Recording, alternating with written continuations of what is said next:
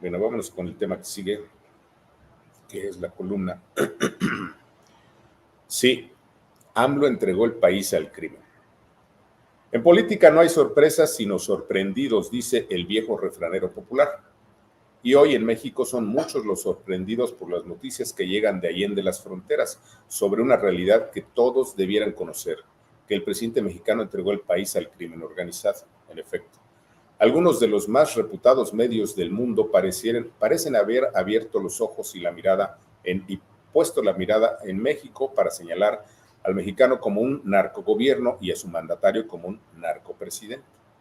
Así, por ejemplo, diarios norteamericanos como The New York Times y The Washington Post reportaron recientemente en sus primeras planas el peligroso empoderamiento del crimen organizado en México, estimulado por López Obrador, y que la incursión criminal es tal que se apoderó de industrias básicas como la fabricación y venta de tortillas.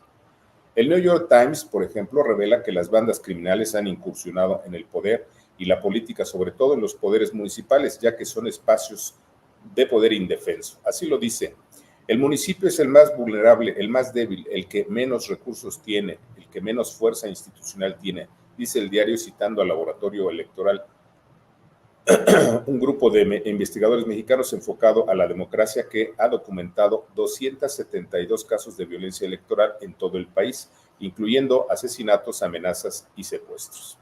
A su vez, un reportaje del Washington Post confirma que los cárteles mexicanos se extienden más allá de la producción de drogas y que crearon redes de extorsión a todo tipo de empresas como las productoras de tortillas.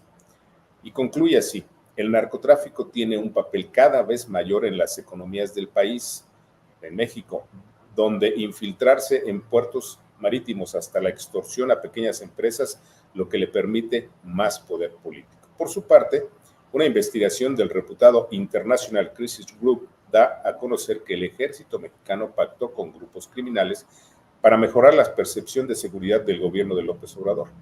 A partir de entrevistas con militares, criminales, sicarios y funcionarios públicos mexicanos, el grupo de investigación dice que el premio para las bandas criminales en su alianza con el gobierno de López son las facilidades para expandir sus actividades criminales a todo el país.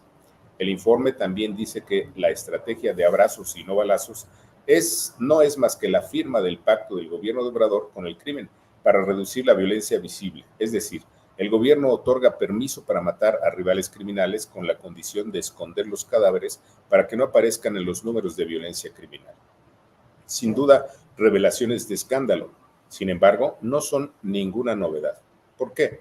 Porque se trata de revelaciones que aquí se han documentado en la última década. Por ejemplo, en el itinerario político del 23 de abril de 2019, titulado Igual que hoy, Obrador entregó el país al crimen, dije que estaban a los ojos de todos las pruebas de que al llegar al poder, López entregó el país entero a los grupos criminales. Así lo dije.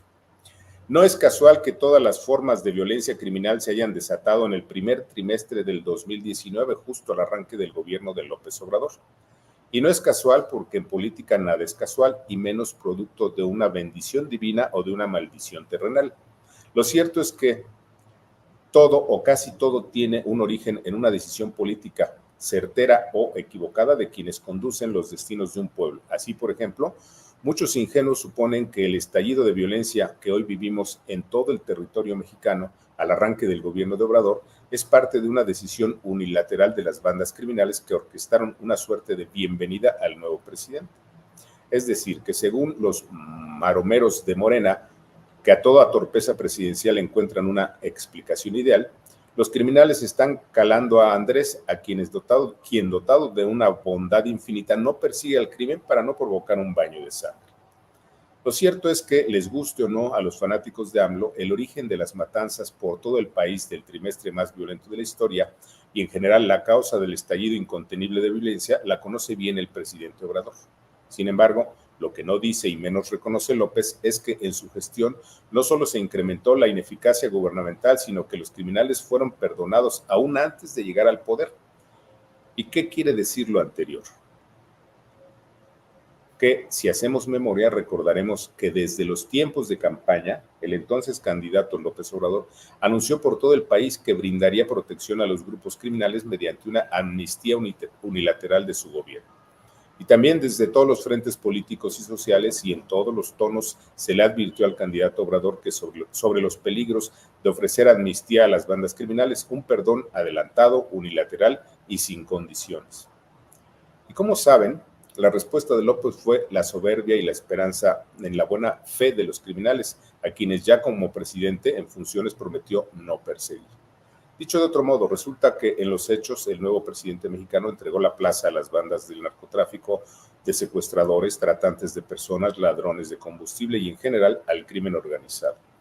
Y la respuesta está a la vista de todos. El eslogan de abrazos no balazos no es más que la firma de la alianza de AMLO con el crimen. Y por eso hoy vivimos el trimestre más violento en la historia y veremos el sexenio con más muertes de la historia.